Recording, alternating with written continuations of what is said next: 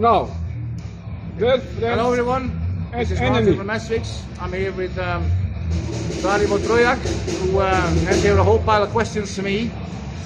And he says to me, like, his English is not so perfect, so he wants me to read first the questions and then I can answer. So I have no idea what's on these sheets. I haven't seen them before, as some other artists do. So I hope you people will understand, all right?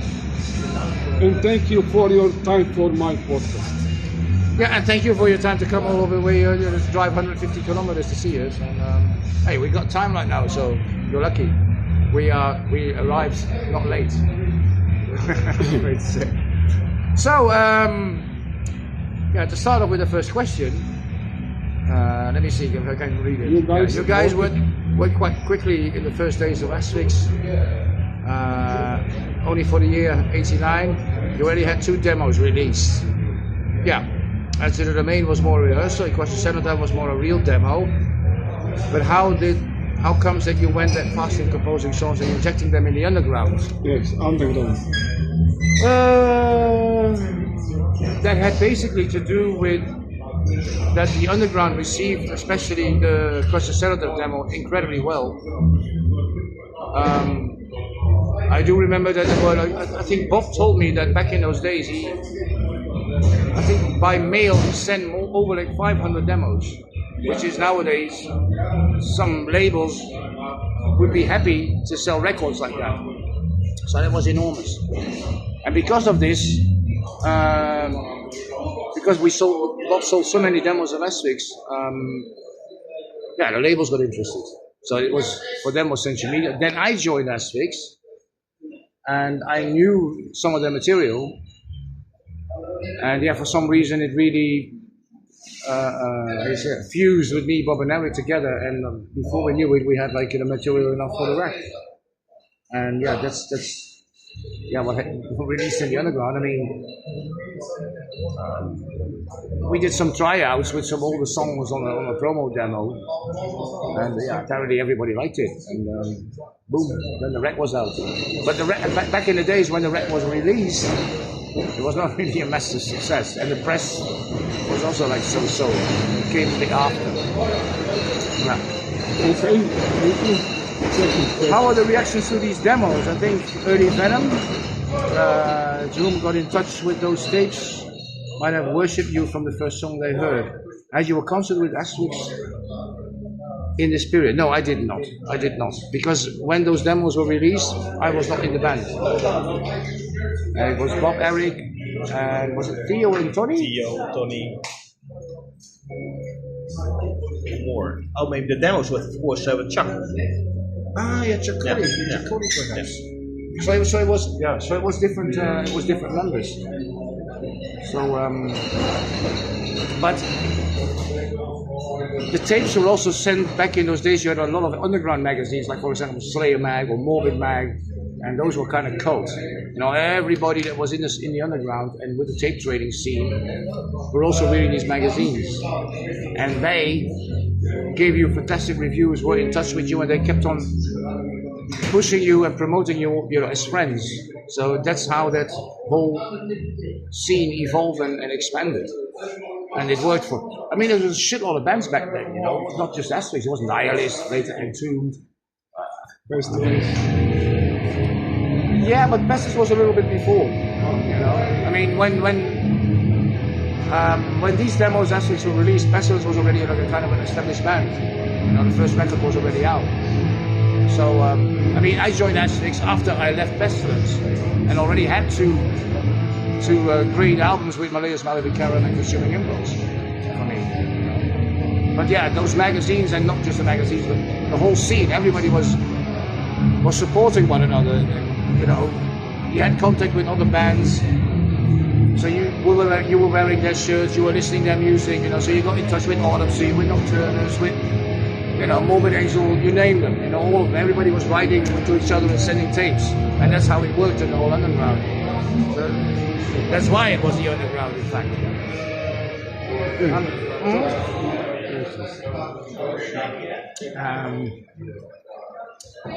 Did you have a concept with Asphyx this period?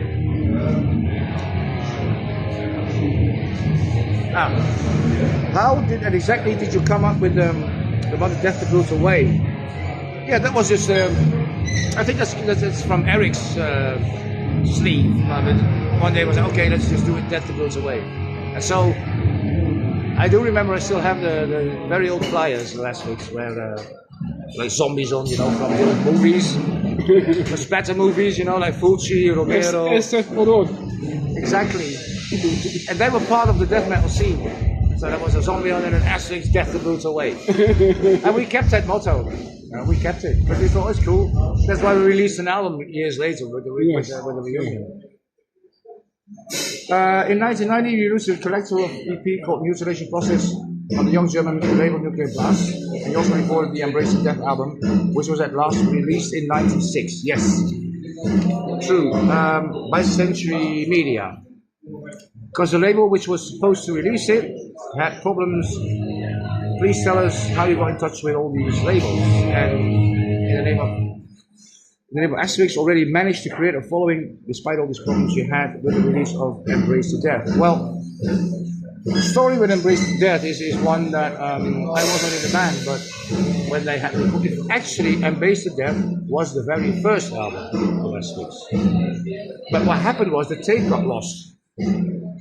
So the album was never released in the time when it should have been released. The tape was just got lost, right?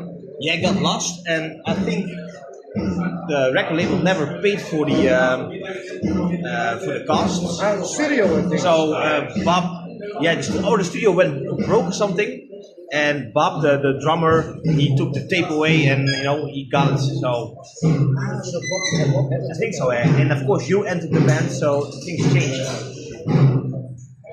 Yeah. So years after that, then all of a sudden, Bob and Century Media and everybody else was like, look, it's still the first Asphyx album. We have everything, the sound quality is fine, so why not release it? And so that's where you had the whole Asphyx repertoire all of a sudden fully complete. There's not more. Yeah, well, there will be. I still have rehearsals at home that no one knows of. It's better that no one knows of. We make some jokes about it. But yeah, that's the thing. And how to get in touch with Century Media was also because we were not living far away from Dortmund, so we were able to go there, meet them in person, and we had a good feeling with it.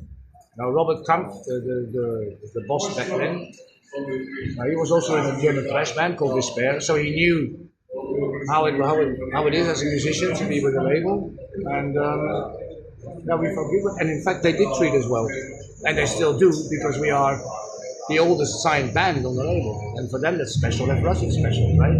Never change your winning team. Exactly. Cheers, this team. Okay. So that's it.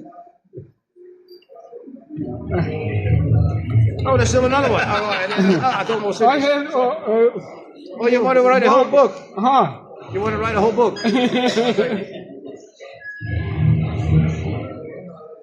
Did you used to play live often to support your demos, and the fans react to the songs taken from Embrace to Death from when you play them live, as nobody could get the album?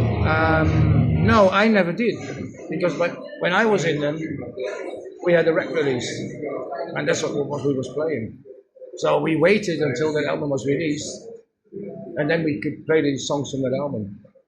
And yeah, we did a few one-stand gigs in Germany, in the Netherlands, but after the release, we had a fantastic short tour with Entombed, 2 weeks. And of course, Entombed had just Crawling out, but they had a left-hand part for the classic album. So that's how we were able to support them all. But before that, in the demo times, and before the release of Embrace to Death, Asphyx didn't play so many shows, because they were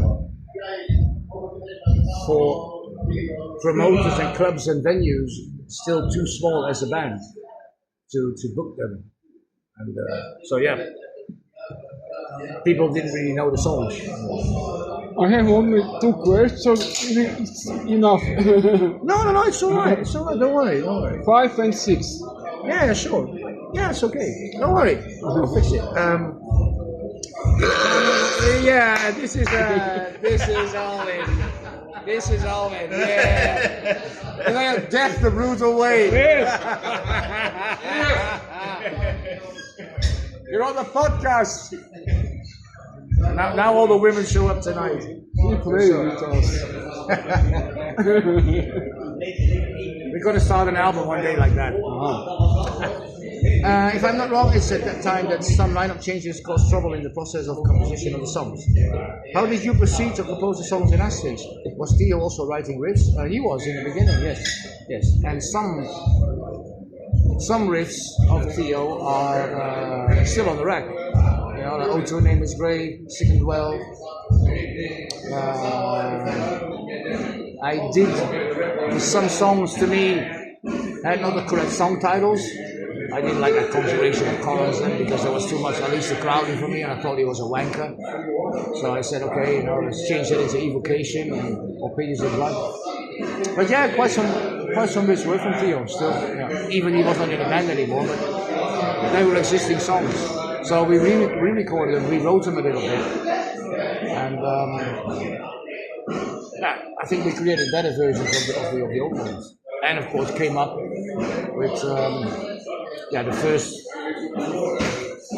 arrangements and compositions that Eric, me and Bob wrote together, like The Rack, like Vermin, those. And after, later on, Last One on Earth, that was the real album where we actually did compose all the songs through together, except for Streams of Ancient Wisdom.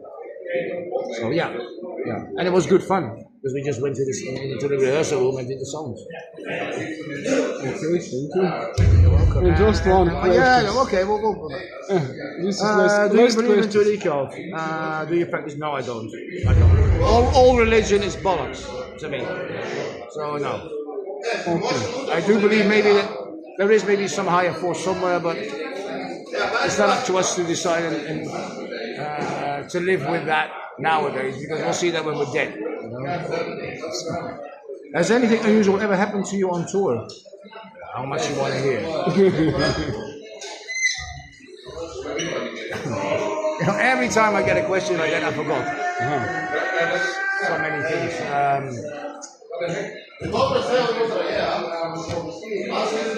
Yeah, what did happen? Jesus. Almost plane crash, car crashes. Thinking that, you know, now I'm blank. Can't think of it.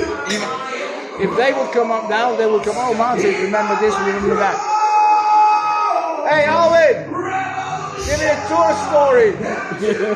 A stupid story from life, because I have nothing. Sorry, people. No problem. Here come the encyclopedias. I can't recall a crazy story from live shows or whatever. That one? Yeah, or just traveling. We have only normal stories. Everything, it's okay. No, what did? Yeah, but one of the stories when we released "We Doom You to Death," it's a song, and when we recorded it, it was as a fade out. So in the end, it's a fade out. But I still remember we didn't have time to rehearse on all that. We never rehearsed. And Martin was announcing it. "We Doom You to Death," and I thought, oh, what the hell? How do we play it live? So I went to the drummer, Bob. How do we end it? Oh, we'll see. And count to 4, we had to improvise in front of thousands of people. Well, we managed, no? But there's so many small stories. When I'm at home and I get a question by interview or mail, I can think about that. And now all of a sudden in my face, I'm blank. I'm completely blank. And we have thousands of things that happen. Yeah, there are many. But Weird, huh? Yeah, it's hard. It's weird, huh? Yeah. Memory. As I told you last time, like, there was this crazy story that the stewardesses. The stewardesses are cool. This is really cool. Not long ago, we played in Portland, America, United States, and so we did fly with KLM as we always do. And they're always really nice people at KLM, personal. So the stewardesses were kind of curious. Oh, you guys are in a band, blah blah blah. Well, yeah. So the next day we were standing smoking outside our hotel in Portland, and they passed by in their normal clothes.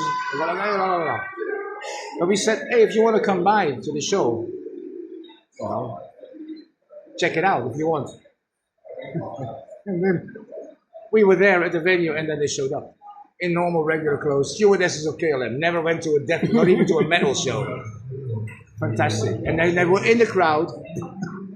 Almost said to me, like on stage, go, look, there's the stewardesses in the crowd. And they were like banging their heads.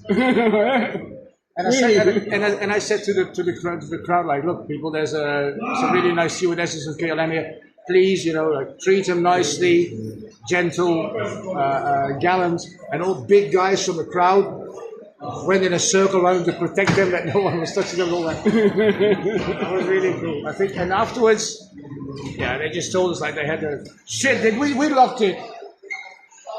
We locked it. I'm sorry. Okay. Oh, wait, that's why I leave it open. Okay. So, sorry that I interrupted because someone opened the door. Thank you very much.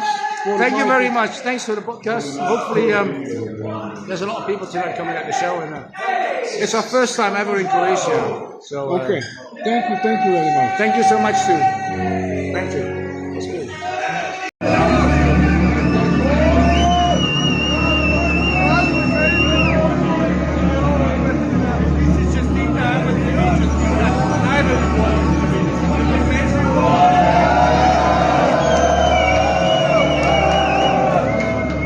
Zagreb, Croatia. It's a special night after playing everywhere in the world. We finally made it here. Our first time ever. Our Asphyx from the Netherlands. We're tormented on the drums in Germany. Whoa, what? What? Something wrong? Good. We good? Alright. So Asphyx, where are you? Get fucking better!